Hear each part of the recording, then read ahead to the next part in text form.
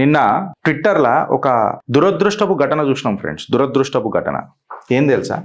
ఇదొకసారి మీరు చూడండి.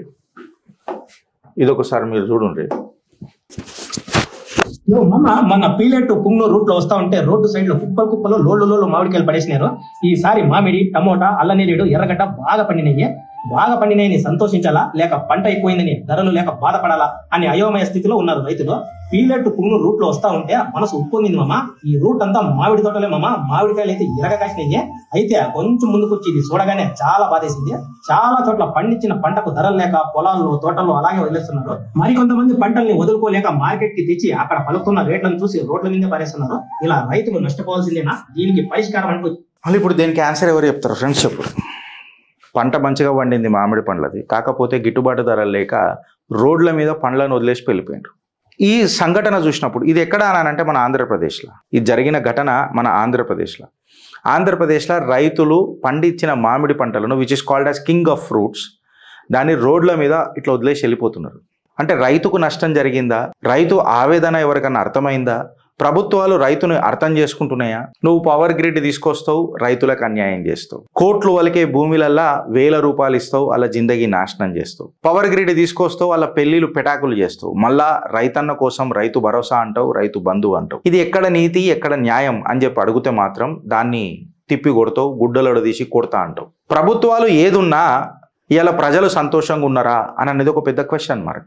రాజకీయాలు ఏ ఉన్నా ప్రజలు రాజీ పడే బతుకుతున్నారు కదా అని అనేది ఇవాళ ఒక పెద్ద క్వశ్చన్ మార్క్. ప్రాబ్లం సాల్వ్ చేస్తారా? సొల్యూషన్ ఉన్నదా మా ప్రాబ్లంలకు అని అంటే ప్రాబ్లంకి ఇంకా పెద్ద ప్రాబ్లం కనిపిస్తుంది. ఎందుకంటే చిన్న గీత పక్కన పెద్ద గీత గీస్తున్నారు గల్గంతే. నిన్నొక ట్రాప్లా పెట్టి తీసుకోబోతున్నారు. ఇలా విచిత్రం అనిపిస్తుంది ఫ్రెండ్స్. ఏం తెలుసా? ఒక కార్పొరేట్ కాలేజ్ వ్యక్తి నా దగ్గరకు వచ్చి మాట్లాడుతున్నప్పుడు తెలిసిన విషయం ఏందనంటే, అన్న ఈసారి మా కార్పొరేట్ స్కూళ్ళు కాలేజీలలో దగ్గర 12% డ్రాప్స్ ఉన్నాయన్న. అడ్మిషన్స్ జనరల్గా ఇయర్ ఆన్ ఇయర్ పెరగాలి, కానీ ఈసారి డ్రాప్ ఉన్నదన్న అని అన్నాడు. అంటే ఒక మిడిల్ క్లాస్ వ్యక్తి తన పిల్లల చదువు అనేది అట్మోస్ట్ ప్రయారిటీ మిడిల్ క్లాస్ వాడికి. అట్లాంటిది పిల్లల చదువు దగ్గర కూడా కాంప్రమైజ్ అవుతున్నాడు అని అంటే ఇక మీరు అర్థం చేసుకోండి ఈ ప్రభుత్వాలు ఏ రకంగా ఆలోచిస్తున్నాయి, ఈ ప్రభుత్వాలు ఏ రకంగా రాజకీయాలు చేస్తున్నాయి. వాళ్ళ కుటుంబాల ఖజానాలు నిండుతున్నాయి తప్ప ప్రజలకు ప్రయోజనమయ్యే స్కీములు లేవు, ప్రజలను రాజులు చేసే రాజ్యాంగాలు లేవు. రాజీ పడి ఓటేస్తూనే ఉన్నాడు. రాజీ పడి ఓటేసిన ఓటుకి రాజరికం, రాజ్యాంగబద్ధంగా మేము కాపాడుతున్నాం, రాజ్యాంగాన్ని కాపాడుతున్నాం అనే ఒక బూటకపు నాటకంలా ఈ పాలకులు పరిపాలిస్తున్నారు. ఇవాళ రైతన్నకి ఏమా ఆంధ్రప్రదేశ్లో ఒకసారి మీరు అర్థం చేసుకుంటారు. India's is the world's largest mango producer. ఇవాళ రూరల్ యూత్ జాబ్లెస్ ఉన్నారు. మనము ఎంప్లాయ్మెంట్ చేయలేకపోతున్నాము.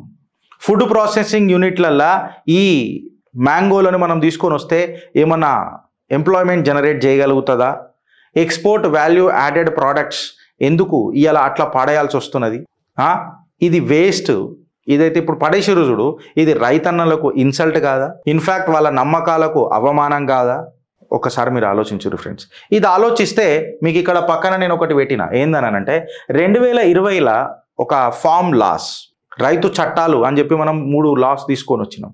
ఇవాళ మళ్ళీ అవి ఒక గ్రేటర్ వాయిస్లా మన చెవులలో వినిపించాలా. ఎందుకు వినిపించాలా అని చెప్పి మనం మాట్లాడితే ఫ్రెండ్స్ ఒకటి మీరు అర్థం చేసుకోవాల్సింది ఏందనంటే 2020 ఫార్మ్ లాస్ ఏవైతే ఉన్నాయో ఇవాళ అబ్సల్యూట్గా మనం డేటాతోనే మాట్లాడదాం ఫ్రెండ్స్. అబ్సల్యూట్గా డేటాతోనే మాట్లాడదాం. మనం ఫార్మ్ లాస్ తీసుకొని మనం మాట్లాడితే 2000 ఫార్మ్ లాస్ ఎందుకు డిజైన్ చేసారు? ఇవి ఇండియన్ ఫార్మర్లని మన అవుట్డేటెడ్ కొలోనియల్ ఎలా కంట్రోల్స్ ఏవైతే ఉంటే చూడు, అంటే పాత కాలపు ఏవైతే అడ్డమైన రూల్స్ ఉంటే చూడు, వాటి నుంచి ఆ చర్యల నుంచి బయటికి తీసుకురానికే 2020లో ఈ ఫార్మ్ లాస్ వచ్చినాయి. అంటే ఏదైతే ఏపీఎంసీ మండీ సిస్టమ్ ఉంటుంది చూడు, దీనిలో నుంచి మిడిల్ మెన్లను తీసే తత్వాన్ని ఈ ఫార్మ్ లాస్ క్లియర్గా ఒకటే లైన్లో చెప్పాలని. ఈ రిఫార్మ్స్ ఎందుకు చేసినాం మనం ఫ్రెండ్స్? ఫార్మర్లని బయట స్టేట్లో కూడా అమ్ముకోవచ్చు, రెగ్యులేటెడ్ మండీస్లలో అమ్ముకోవచ్చు, giving them market access, greater market access. అంటే ఇదే మార్కెట్గా కాకుండా వేరే రాష్ట్రం, పొరుగు రాష్ట్రంలోకి పోయి కూడా మార్కెట్లలో అమ్ముకునే పరిస్థితి అండ్ మనం అమ్ముకునే ఆపర్చునిటీ ఇచ్చినాం. గ్రేటర్ అంటే అలా మార్కెట్ యాక్సెస్ ఏదైతే ఉంది చూడు, దాన్ని మనం పెంచడానికి ప్రయత్నం చేసినాం. ఇది first point. Second point, enable contract farming with legal safe guards encouraging private sector participation. ఈ లాస్ట్లలో మనము ఇన్ఫ్యాక్ట్ చెప్పాలని అంటే కాంట్రాక్ట్ ఫార్మింగ్కి ప్రోత్సహించినాం, ప్రైవేట్ పార్ట్నర్షిప్ని ఎంకరేజ్ చేసినాం. ఏవైతే పెద్ద పెద్ద బడాబాబులు వచ్చి స్టాక్ హోల్డింగ్స్ చేస్తుండో చూడు లిమిట్స్లా, మనకు షార్టేజ్ చేసి డిమాండ్ చేస్తారు, అదే రైతును మాత్రం వాళ్ళ జీవితాన్ని సంకనాకిపిస్తారు చూడు, ఆ పెత్తనాన్ని తక్కువ చేసి better storage and warehousing కెపాసిటీని పెంచడానికి ప్రయత్నం చేసినాం ఈ 2020 ఫార్మ్ లాస్లో.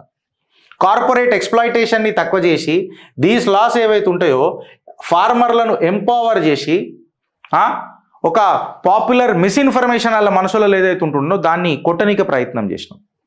కాకపోతే దరిద్రం ఏందనంటే మినిమం సపోర్ట్ ప్రైస్ మీదనే ఇవాళ మనం రైతులను ఆధారపడేటట్టు చేసినాం, దాన్ని ఎన్నడూ తీసే ప్రయత్నం చేయలేదు.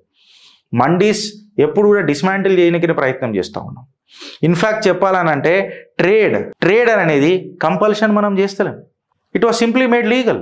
ఎక్కడికేని రైతు బాగుపడతాడో ఒకసారి మీరు చూడండి. ఇన్ఫ్యాక్ట్ చెప్పాలనంటే ఈ farm laws or to that matter రైతు జీవితం ఎందుకు కుప్పగూలింది తెలుసా ఫ్రెండ్స్? ఎందుకు చెప్పాలనా? గట్టిగా చెప్పాలని అంటే కంటెంట్ లేక కాదు, రాజకీయ నాయకుల దగ్గరనో లేకపోతే బ్యూరోక్రాట్ల దగ్గరనో కంటెంట్ లేక కాదు, పొలిటికల్ ఇంటెంట్ లేక సంకనాకిపోయారు.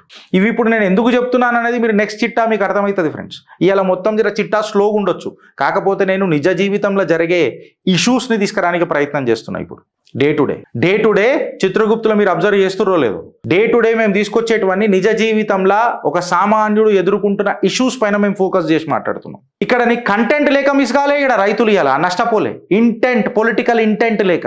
ఎట్లా గిరీష్ అని చెప్తే అసలు ఏదైనా గ్రౌండ్ వర్క్ నరేటివ్ ఇంతకు ముందు ఏమైనా చేసిర్రా ఈ ఫార్ములాస్ వచ్చే కంటే ముందు, రోల్అవుట్ కంటే ముందు అసలు ఏదైనా కన్సల్టేషన్ జరిగిందా అని అంటే జీరో. ఫార్మర్ యూనియన్లతో తర్వాత ఈ ఫార్మర్ యూనియన్లు పెద్దగా ఇక నెక్స్ట్ ఇప్పుడు అదే మాట్లాడతాం మనం. ఇన్ఫ్యాక్ట్ COVID-19 వచ్చి కూడా జట్కా మనకి వెనుక పెట్టింది ఇదంతా కంప్లీట్గా.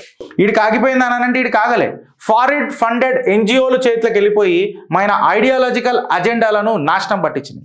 ఏదైతే సిద్ధాంతాలకు మనం దగ్గరైదామని అనుకున్నాం చూడు, రైతును రాజన్న చేద్దామనని ఈ ఫారిన్ ఫండెడ్ NGOs భారత్ బాగుపడొద్దు అని చెప్పి మనని కాటేసినాయి, పాములై కాటేసినాయి.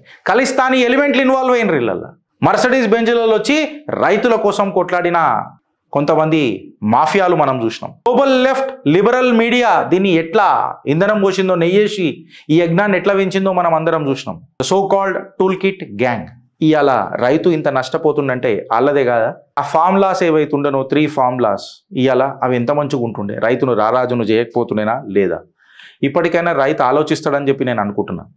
ఇన్ఫ్యాక్ట్ మేమేమైనా నేర్చుకునేది ఉంటే మీ కామెంట్ రూపంలో తెలుపురి ఫ్రెండ్స్, ఆబ్వియస్గా నేర్చుకునే ప్రయత్నం చేస్తాం. భారత్ మాతాకి జై.